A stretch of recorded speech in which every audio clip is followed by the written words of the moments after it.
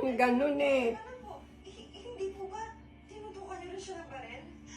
Ayun ka na naman eh! Nagsisinungaling ka na naman eh! Huwag ka man Tinutukan mo rin eh.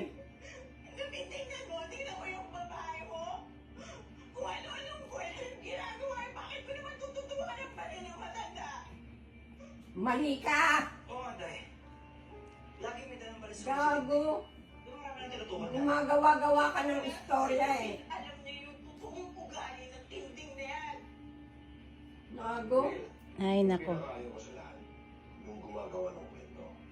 Ayan nga Ayan. ang gumagawa eh. Ikaw, siya pa tuloy sinungaling. Kaloko. Ikaw ang sinungaling eh. Sa kwarto. Nung una si Tang wala kinakampihan. Ngayon naman si Tintay. Hindi naman kinakampihan yan. Diba? Sino pa lang kinakampihan mo? Gago! Bobo ka talaga eh. Kinakampihan daw si... Hindi nag-iisip talaga. Lang yan to. Pinagpambobo si Camille. Gago!